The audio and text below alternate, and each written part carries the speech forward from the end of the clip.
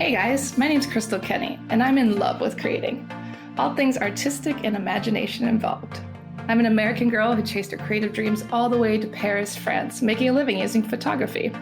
This podcast takes you inside the stories of all the artsy folks I've met along the way and gives you that extra push to discover your creative gifts. The desire to create is deeply inside each and every one of us, and I give you the tools and inspiration to find a new way of living a more creative life. This is La Vie Creative, the podcast.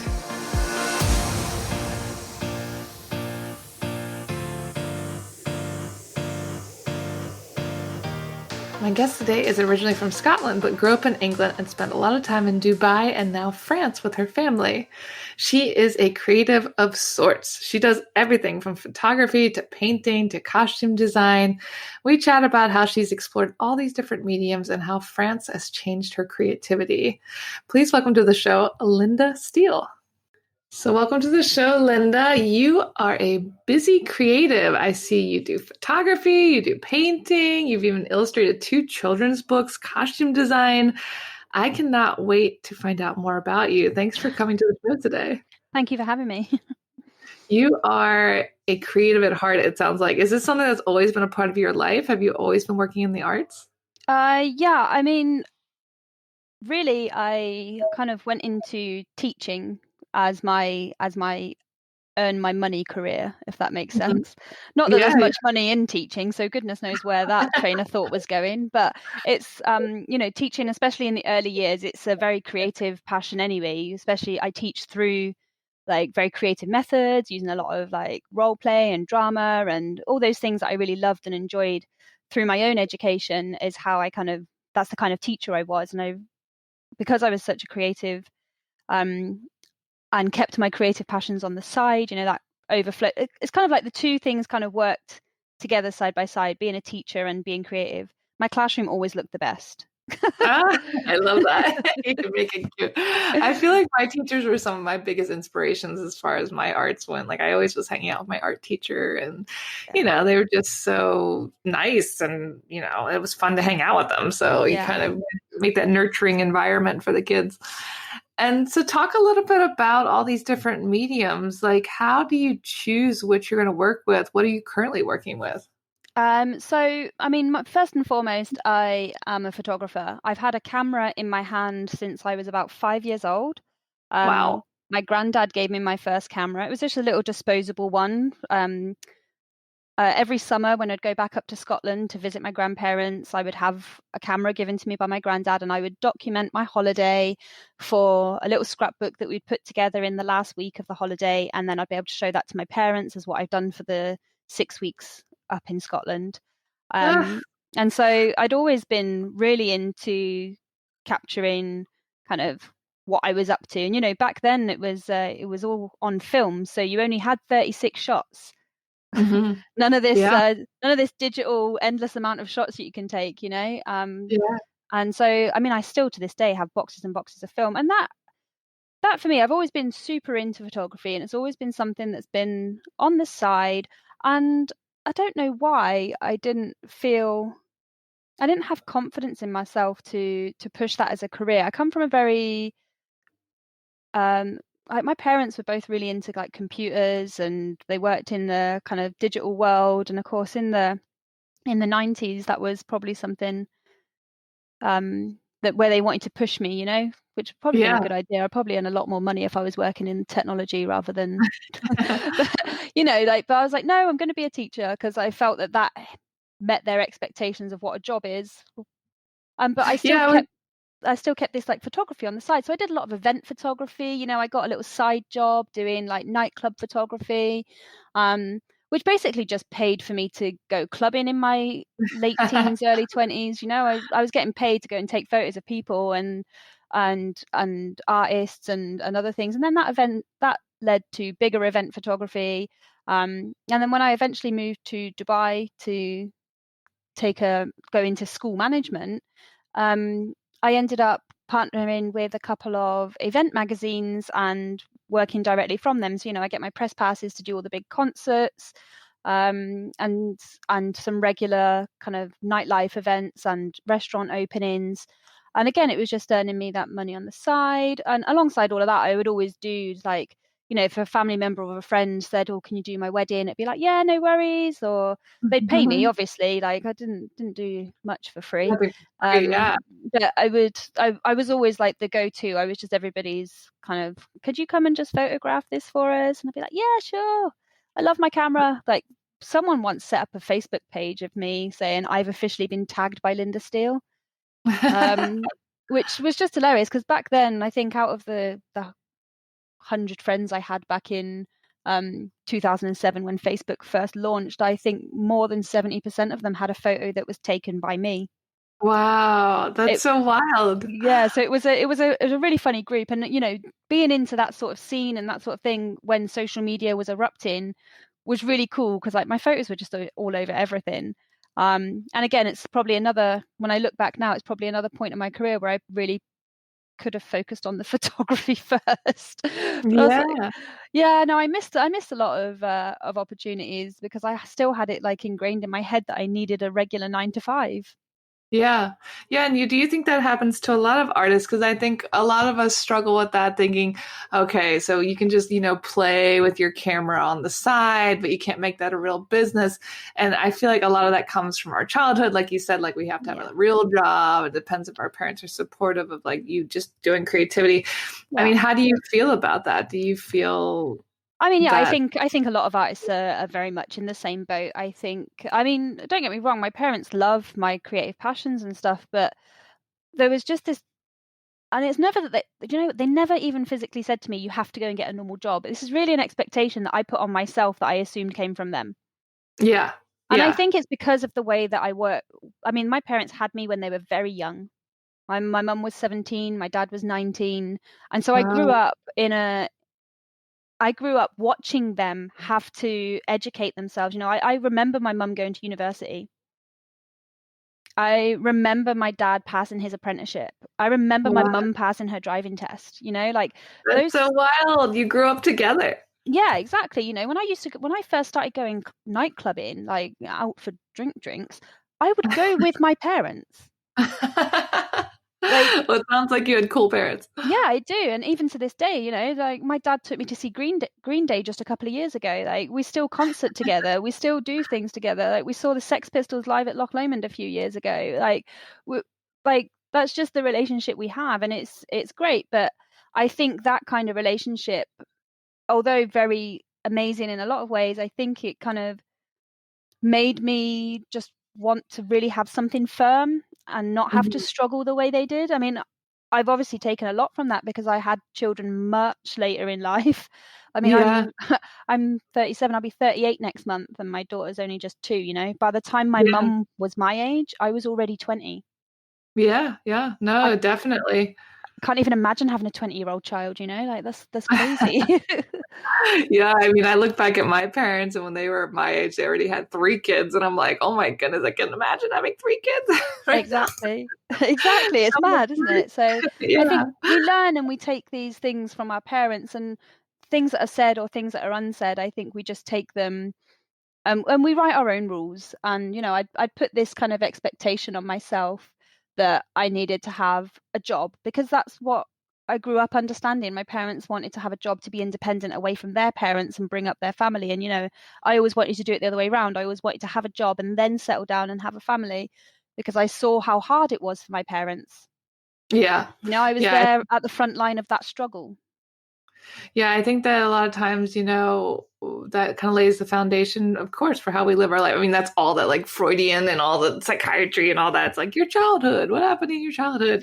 But it sounds like you still were able to make creativity a big part of your life. And I was really fascinated when you were talking about how you used to organize street art festivals. Talk about what that was like. Yeah, so I mean, in the UK, I'm from a place called Bristol. It's just, I mean, it's in the West Country, and it's an absolute hub for street art, for artists, for creatives.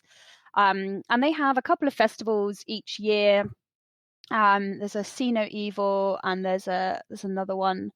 Um, and just basically like they close the center of Bristol to traffic. and they just allow street artists to repaint all the big murals and there's so much street art, and they have like little stalls set up with like music blaring and just like a giant festival within the city centre. And like people from Banksy, people like Banksy are there, and Wow. because a lot of his street art is in Bristol. Yeah. You can actually do a Banksy tour in Bristol. But I was involved a couple of years in a row, just with not the whole festival as it were, but like a couple of sections. Like there would be groups of me and my friends that would have a certain area, and you have to apply in advance, and you have this area that you can repaint.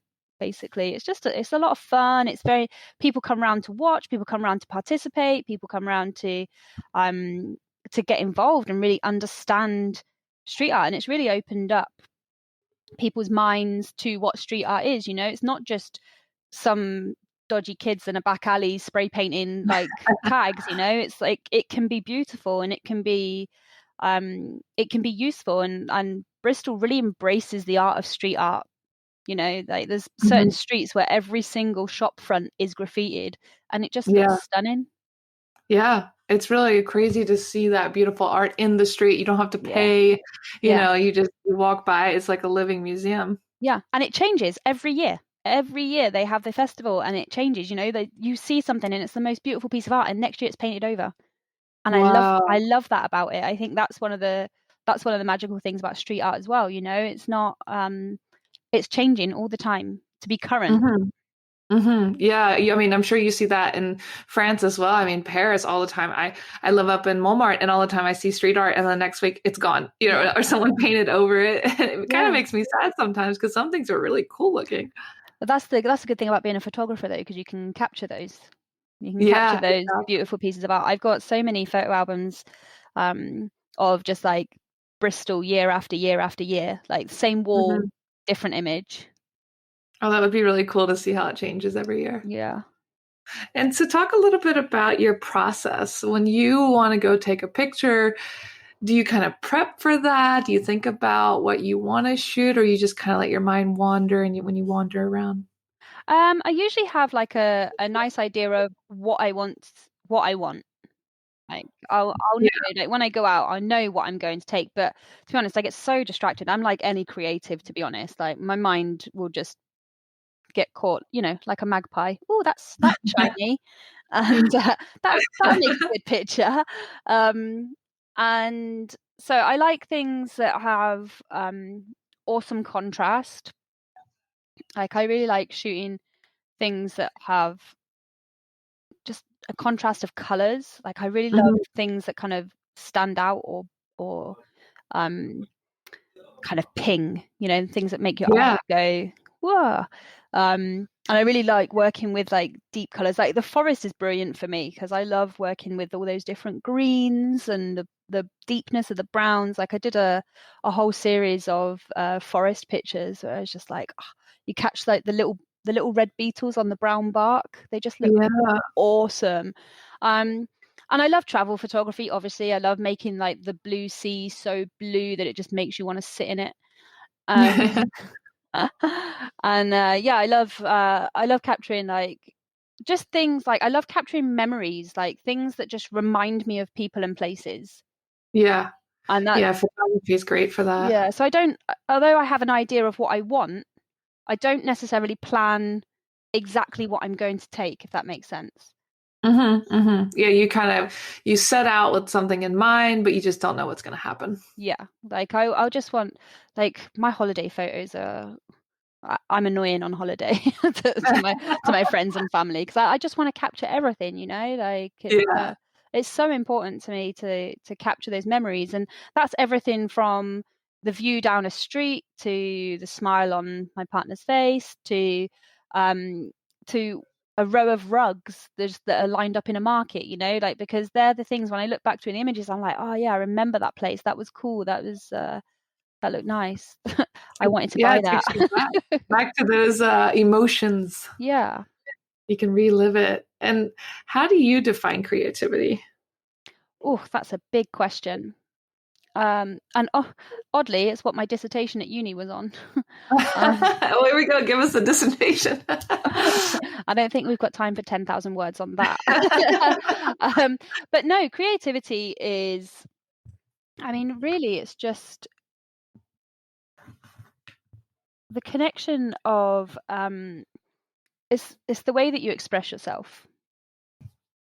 I like that. It's true. It's an expression, Yeah. and it's a way to kind of release. Yeah, and people say that they're not creative. I shudder at that because everybody has some element of creativity to them. Mm-hmm. You know, because it's creativity is the way that we connect with the world around us. I like that. Yeah, that's perfect. That sums it up really well. Okay, you did well summing up your dissertation. Yeah, no, I wrote 10,000 words to say that exact same sentence. I feel like sometimes books are like that. When you're reading a book, it's like, okay, you just repeated the same idea 10,000 times. Yeah, go over it and then prove it, and then back it up with some evidence to prove your point, and then it's all good. One sentence, you get it.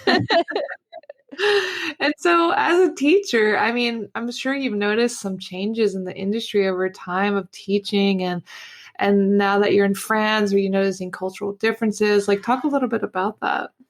So basically, I'm getting some feedback. Oh, okay. I don't hear it on my side. I can hear myself. Let me. Okay, I'll start again. Okay. Oh, that's better. Okay. Yeah, so basically, oh, sorry, can you ask the question again? Because Yeah, no problem. No problem. I was asking how teaching has changed over your time, over your career, and how there's cultural differences between teaching in France and other places.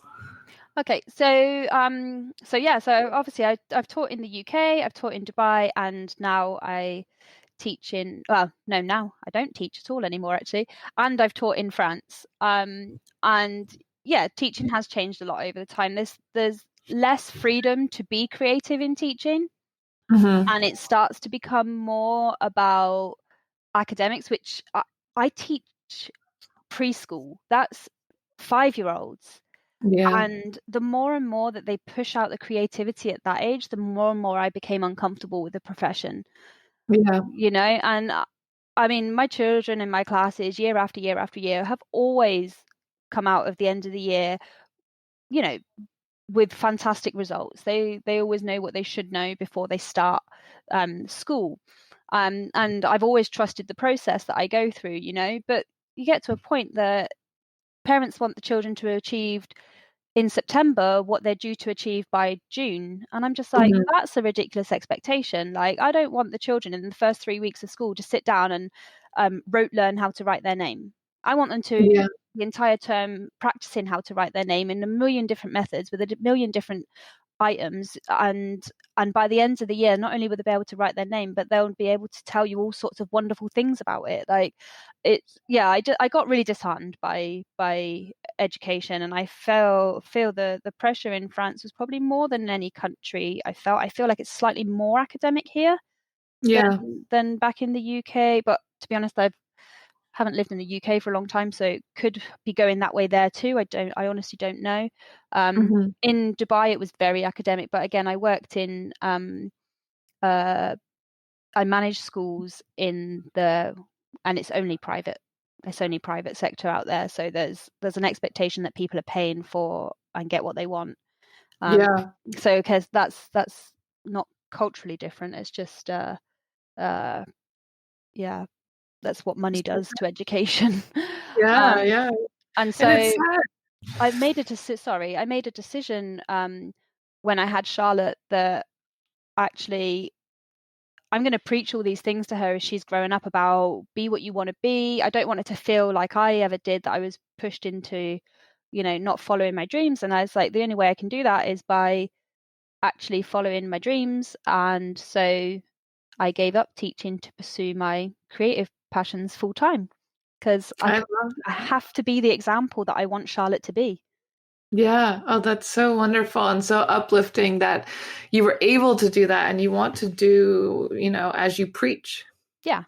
because I am going to be drilling into her, because she is going to be going through the French school system. And I do have my concerns and reservations about that, because I do know that it is far more academic than anything I'm ever used to, as not only as a Brit, but also as an academic, as a teacher myself. Even Mhm. I find the French system quite intimidating. The amount of like homework, for example, that my partner's son has, it's stifling, and it really for me puts a huge pressure, and it kind of pushes all that creativity out of kids. Mhm. And so I know Mhm. I've got this huge uphill battle with Charlotte when she enters the French school system. So yes, I'm going to want her to respect school and do her work, but I'm going to have to be her creative cheerleader. Yeah. And Yeah. I can't do that if I'm not taking my own creativity seriously and following it with the passion that it deserves to be followed with. I couldn't agree more. And I've heard this story from a lot of friends who have kids that go to school here, and just from even adults I've talked to. Yeah. It sounds like the system here really beats out the the creativity, and it's more about, knowing the facts and knowing this and knowing that. And I've Yeah. heard horror stories about students being put in front of the class and made fun of, or, like, if you don't know everything, you know nothing. And that just kind of scares me for children, because it shouldn't be like that. Yeah, there's not so much of the carrot and stick, just pure stick. Yeah, is yeah, what yeah. is what I've heard. So, but I'm going to be every teacher that Charlotte ever has. I'm going to be their worst nightmare. Well, I think that's great. You can teach her all that and more. Good for Charlotte. Yeah. Oh, yeah, that's great news for her. And talk a little bit about your art now. So you've joined this collective called Partout Paris. Talk a little bit about that group. So, yeah, there's basically, alongside the photography, I've also done painting on the side. So I'm a member of a few groups, because I've never really classed my photography as my art. I've always classed it as, like, I don't know, just a passion. I don't know what category I ever put it in. Yeah. And it's only since joining this group that I've really started to focus on it more as art, because, like, I make my money from doing portrait shoots and, event shoots. So, like, my art photography is just something that I've always done for fun. And I joined Mhm. the group with these other ladies because I'm in a few artist groups because I paint. Yeah. And actually, the more that I was in the group, and I realized the kind of work that I do in my photography as well. So I kind of use both in the group, which is really nice. It's a nice outlet. So Lara, in the group, did a post in one of the Anglophone artist groups, just saying, did anybody want to kind of get together to form a group that can kind of support each other, and maybe do work on some projects together. It was during lockdown, we were all at home, nothing really going on. And it was like, actually, it would be really nice to just connect with other creatives in the area, because I find that that's something I've really been missing since being in France, is being able to connect to other creatives. And Mhm. so I was like, yeah, sure. And obviously a few of us were quite interested, and we had a Zoom meeting, and we all showed each other our paintings on this Zoom meeting, and it was really nice. We were all in the same sort of frame of mind. We were all kind of wanting to do something with our art. We were all in very different. We all have very different styles, very different places in our lives. We're a real mixed bunch, which is also really nice. Because there's no one like doing exactly the same as what I'm doing, for example. So Yeah. there's no competition in the group. Like, there's no space for that, because we're all so different.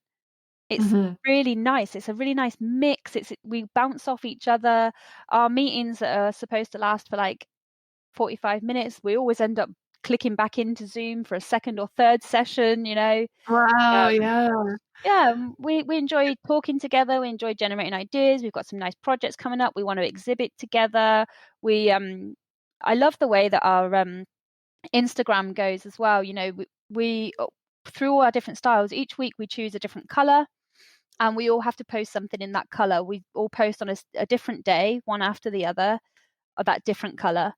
And it's really nice to see how we all interpret the different color. I think How it's a great idea. That's so Yeah, fun. because we all have such different styles, and it's really fun to see, what my version of turquoise is versus what Anna's version of turquoise is versus what Caroline's version of turquoise is. It's really nice, kind of, and I love seeing what we can all pull together. Yeah. And do you feel this kind of collective energy that you're kind of working off of? Yeah, do you know what? It reminds me a lot of being at college. Uh-huh. When I did art at college, there was always, because when you're at college, you always have a theme, right? So your tutor will come in and they'll be like, right, paint something on the theme of this, and then everybody in the room produces something on that theme. And I feel like that's what this collective feels like. And you can talk to each other and you can bounce off each other's ideas, but we still all have our own styles so defined in ourselves that those conversations kind of help to push us a little bit more, if it were. Yeah. And as I said, like what it's really helped me to do is really view my photography from not just I take photos of people and events, to actually, you know what, I have got lots of photos of things that would be considered arty, or I actually even started a page to sell prints of my more artistic kind of stuff that I take pictures of, Hmm. instead of them just sitting on a folder on my computer.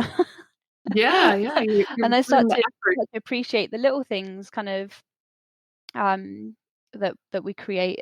I just really love being part of this group. Like we're just, everything just kind of starts to fire when we start having an idea. We've got this little project coming up where we're going to do something perhaps in a forest, and a little outdoor kind of mixture of some performance art maybe, and a bit of some physical art, and who knows what we'll create. Yeah, but it's great because you're bringing all those minds together to create something you would never thought of on your own, maybe. Exactly. And why do you think creatives are attracted to France? I mean, France has a brilliant history of culture and creativity. Once upon a time, I'm sure French schools were not all about rote learning a poem off by heart. I'm pretty sure at one point people were encouraged to write their own poems. Um, Yeah.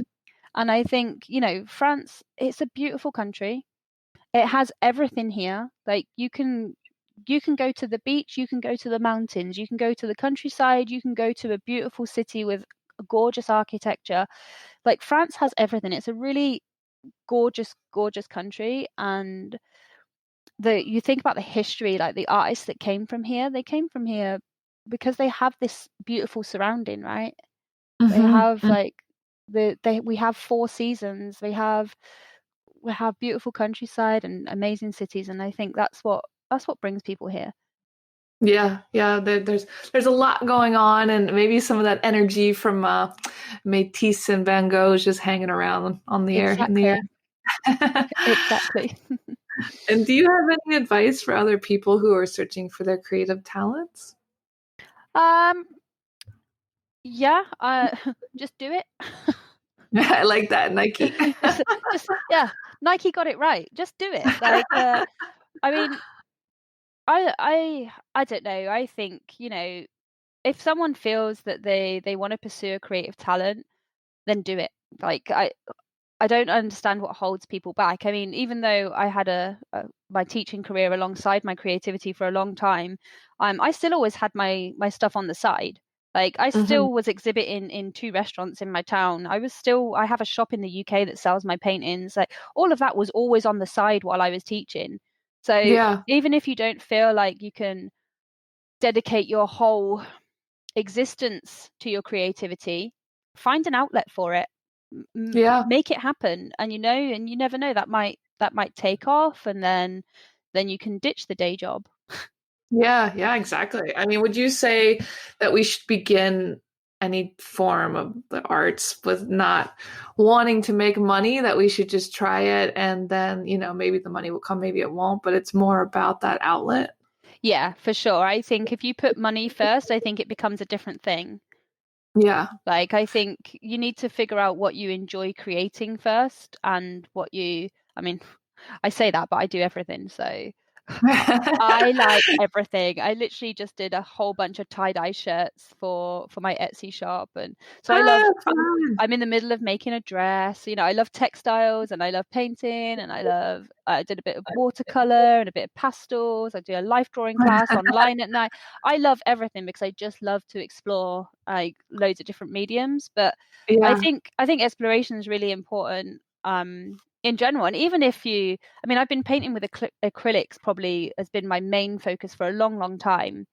And when I quit teaching and then we had lockdown, it's actually just given me that space to explore the other things that I've tried and let go at various points in my life. But I've had a bit of a splurge on creativity over the last year due to the lockdowns and some immense Yeah. amount of time. And so, you know, I'm re-exploring, rediscovering things that I've tried maybe once or twice before, but actually as I've developed as an artist now, you know, my acrylic paintings I've been doing for years and years and years because I was only ever painting during the school holidays. So I really Hmm. just got my acrylic paints out and painted with acrylics, and that was it.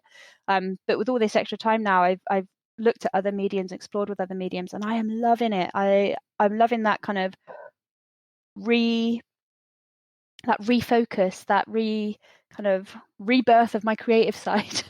Yeah, no, definitely. I mean, it's a great time to quit teaching because all the schools are a Well, mess. yeah, like it couldn't have timed it any better, right? I Yeah. I'm so like in the air about that because sometimes I'm like, oh man, it was not the best time to launch a photography business when there's like no events to photograph.